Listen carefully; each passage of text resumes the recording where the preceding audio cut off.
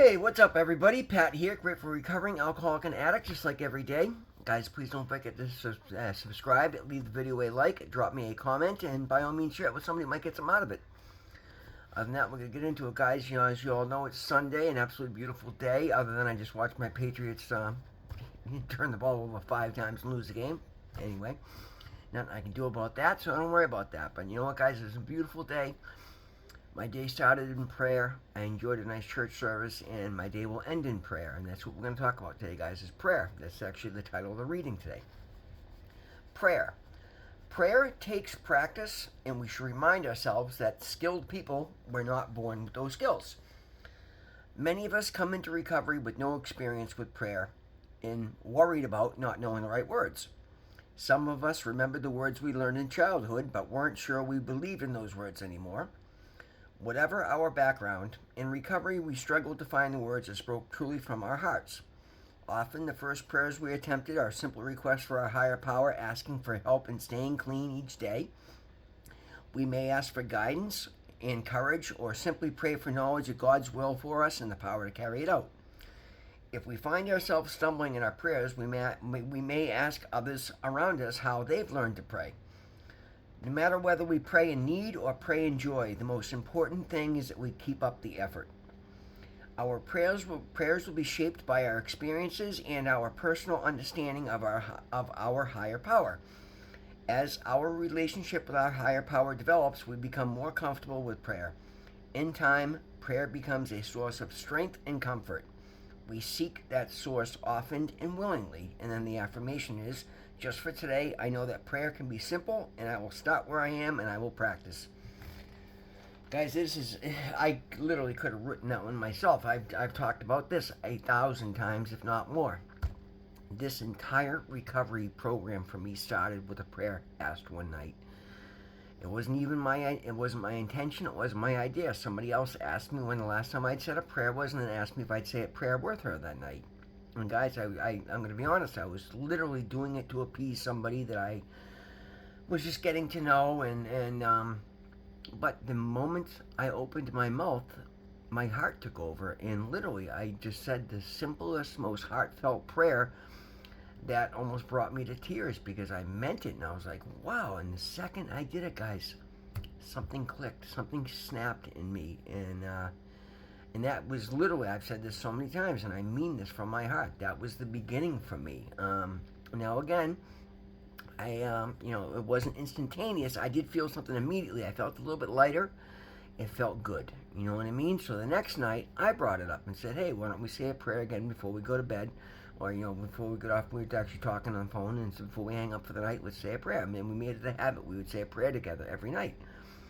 And they got better and bigger and better, and it just felt good, guys. You know what? And that was the mustard seed of faith that got this whole thing started, because as soon as I started doing that, I was asking God for help, and immediately I started feeling differently about my actions. Like I was forced to shine a light on the life that I was living and start to think about, because up to that, guys, the only way I survived every day was through ignorance. I would numb myself, and I would keep myself running ragged, never stopping to take a moment to reflect, never paying attention to anything. I wanted anything but that. I would numb myself into oblivion. Guys, I was numbing myself so deeply, I was forgetting to go to sleep. Think about that, guys. It's amazing I'm alive. It's amazing I'm healthy.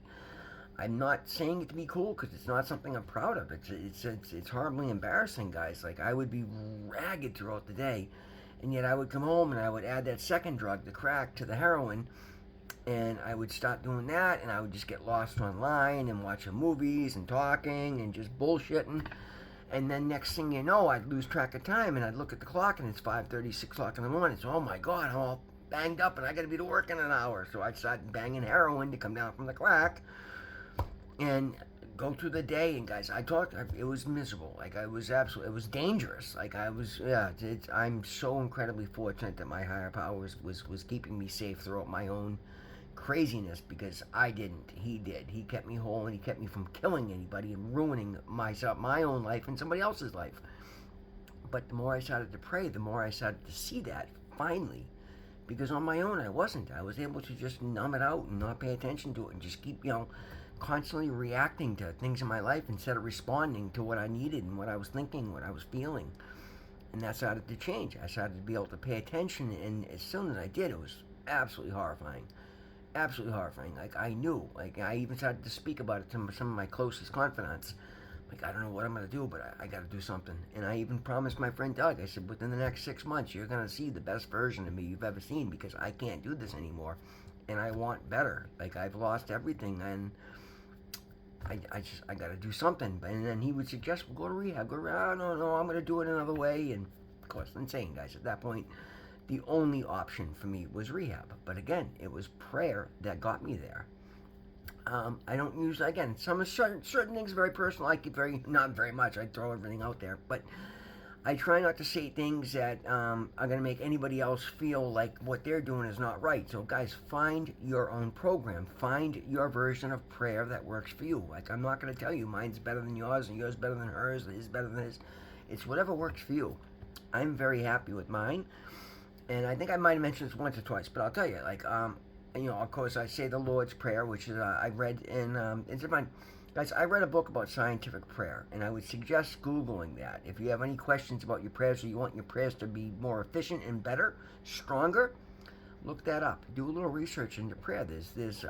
I believe, there's no wrong way to pray, unless you're asking for stupid shit, like, don't pray, anyway, be reasonable. But there are better and stronger ways to pray. So I read a book about scientific prayer, and the first thing they broke down was the Lord's Prayer, which many of us know. And again, if you're from a different religion background and yours is different, then that's fine. I'm not saying ours is better. I'm just saying this is what I'm familiar with. But just find your version, whatever your background, whatever your parameters that you're comfortable with, and just do it to the best of your ability. But like, pay attention to what you're doing, because it's incredibly powerful. It's the force that has changed my life for so much better. It saved my life.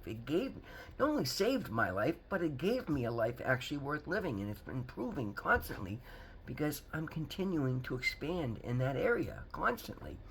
Guys, when I read that book, it's funny. I had said in open class that I needed to work on my faith and to put some definition to my faith, and literally the next morning, a counselor at the rehab, or an RA or whatever, one of the babysitters basically, come over and said, with the stack of books, and said, hey, you guys want a book to read? And I just grabbed the first book that was on top, and sure enough, it was the book about scientific prayer. And 3 hours later, I'm like, looking up, and I literally stopped and said a prayer and said, God, thank you. You just gave me the resource that I specifically asked for yesterday. And talk about feeling seen, feeling that my prayers were being answered, right? It was amazing. So I got into this book, and I was reading it, and literally there was so much incredible information in there. If I actually have a copy of that book. If I can find it here, I will leave a copy of it. Sorry guys, bear with me for a second. It should be there. I will find that book. I've said it a number of times. I will find that book, and I will leave a reference to it on my community page or in this as soon as I can find it. But guys, there was so much, like, as I was reading it, it made so much sense. It broke it down. It explained it. It explained that why the Lord's Prayer is so all-encompassing and perfectly worded, that I'm like, okay, great. So that's the one prayer I've always known off the top of my head, memorized. But as I go through different chapters, I'd find these different prayers, and I'll make certain ones really stuck to me. So I would take the time to write them out, and I left them beside my bed. And every night and every morning, I would go through, and it got to the point where I'm getting up in the morning, and I'm laying out 14 pages of small writing filled front and back prayers that I've made myself. And to this day, guys, that is what I call my main prayers, morning and night. It's a 14-page spread. Now, it's amazing. Here we are. It's funny, early on, I'm like, wow, imagine actually trying to memorize all of this. And here we are, coming up on 9 months later, actually 10 months, because I was saying those, well, not even all of them, say about 9 months. I've gotten to the point now where I still have them laid out in the bed in front of me, but I just put my face down and close my eyes, and if I stumble, I'll stop and check where I'm at, but I'm able to recite all those prayers off the top of my head, memorized, and that's amazing to me. That's not something I could ever have my brain wouldn't have been capable of doing prior to getting clean and prior to challenging myself constantly to step up and do better. But guys, it has given me everything I was missing. It is so amazing to me to find the solution was, not necessarily easy, but simple. It was getting in alignment with who I truly am, aligning myself with my source, my higher power, whom I choose to call God, and just living up to the few small suggestions that are laid out in front of us. Like, it's not that complicated. Understanding that I needed to take accountability, understanding that I need to be a good person and try to make the world around me a better place, understanding I need to pay attention to the way I'm thinking, the way I'm feeling, because that everything that I attract into my existence is a direct result of how I'm talking, thinking, behaving, acting, and then changing those for the better whenever I feel I'm a little bit out of line. Not punishing myself for it. And that's the thing, guys. I was so hung up on my mistakes of my past that it got to the, which is fine. It's one thing to be introspective and want to make up for your mistakes and past, but when they get to the point that they hold you paralyzed from moving forward and changing the behaviors because you think they've precluded you from ever getting over them, then that's terrible. That's no good. All you're doing is it's a self-fulfilling prophecy at that point. But I let that go. That's the beauty of surrender, guys. When I talk about the power of surrender, surrendering my will to my higher power, whom I choose to call God, has taken all of that away from me, guys. As soon as I understood that, I said, you know what happened yesterday does not stop me from what's going to happen tomorrow, unless it's a direct, legality that I haven't dealt with yet. But once I do, then I can move forward. So I started doing those things. I started looking at my responsibilities, my areas where I need to make amends to myself, to my higher power, and then to the world around me. But first, to those two, because I get hate all the time, guys. The two most important relationships you have are with yourself and with your higher power. If you focus on those and you correct those and you make those the best they possibly can, and again, they'll constantly get better because you'll get better. You'll get new insights and you'll start to see new patterns. And guys, it's about being intentional and just doing the best you can with what you have. And then as things get better, do the best you can with that. And as they get better, and so on and so forth. And that's what I mean by compounding. Guys, my life today is truly amazing. Like all the things. A customer called me today. This is somebody that he started using me a little bit when I was in active addiction. I made some mistakes, and the one with the oil, that was early on. And I went and I was going to return the money, and he had called me up and said, hey, the oil's still there. If you want to just do it that way, save yourself the money. Well, it probably would have been easier just to pay the money. But anyway, I did make right. And he reached out to me today and said, hey, listen, I know somebody so-and-so has been using you all year. They're really happy with you. I'm amazed with what you're doing. He actually saw my TikTok, saw my recovery videos, and he called me today and asked me if I do a bunch of work. And he actually had me set up a contract with him to take over basically all the plumbing and heating and all his properties. Guys, it's just one more experience. And that was somebody that had saw me at my worst and could have cost me trouble, and now he's coming back and offering me all sorts of work because I've proven consistency. It didn't happen overnight, and that was one I thought would never come back. I was worried about him calling the police on me in early recovery, and I should have got out ahead of it, but again, I was focused on the most important things first, and the moment it came to my attention, I did the best I could with the situations. I went by what they wanted, and I put it behind me, and I made that a lesson for the positive and proved to him that I'd stand up for my behaviors. He knows my situation, and he's proud of me. Now he's offering me all sorts of work. It's amazing, guys. And life will continue to do that so long as you continue to be the person that can. One thing I've come to understand is I can have anything in this world that I want so long as I'm the person that is in line to receive that energy. Now, I can't sit there and screw off and then just expect to get accolades and rewards, but if I continue stepping up in every direction and doing the best I can, not cutting corners, seeing jobs through, treating people more fairly and more generous and more courteous than anybody else does, then my business is going to continue to expand, and that's exactly what it's seen. Guys, I've never advertised a day. Everything has been through word of mouth and just other people recommending me to other people. And it's amazing today, guys. It's absolutely shockingly beautiful today. And that's just one aspect of it. The rest of my life, the most important thing is, guys, I look at myself now, I'm healthier. I have options, right? I have stability. I mean, I'm shocked, to be honest with you, with how healthy I am. The day that I found out that I no longer suffer from hepatitis C, that's something I picked up, 10 years ago, living on the streets.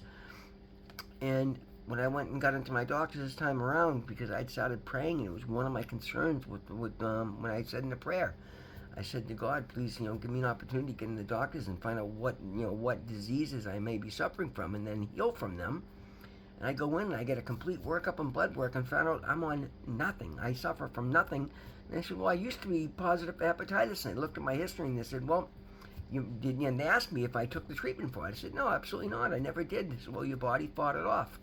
Guys, my body couldn't fight off a common cold when I was in addiction. But in those first couple of months of recovery, boom, because I voiced it to my God, it got knocked right out. Like, it's amazing to me.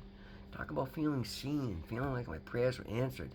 When I was watching, I had a random video come through just before I went into rehab that was saying, shed that which doesn't serve you, and I will remove the negativity from your heart.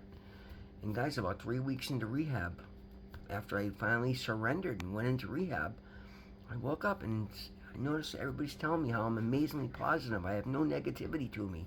So I stopped and I thought about it. And I said, I didn't intentionally do that. I didn't even focus on that. I didn't think about that. I was just trying to get through the day.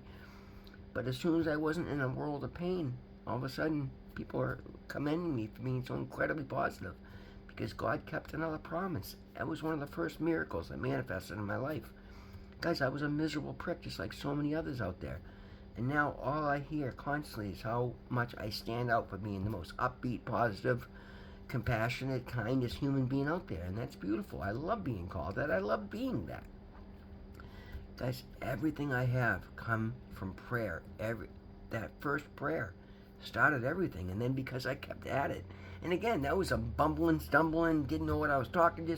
But I knew enough that I didn't want to ask for shiny trinkets. I literally asked God to show me his path for me and to allow me to walk in his light because I couldn't stand being in the darkness. And that's exactly what he's done for me, guys. Like, I'm constantly like speechless at the work that he's done in me and through me, which is directly another thing I ask him for in one of my prayers every day. And it's amazing, guys. Try prayer, try meditation, try these things. You have nothing to lose and so much to gain. I promise you will. Happy Sunday, everybody. That's the lesson today. Always remember, God loves you. I love you. Thank you so much. We will see you in the next one.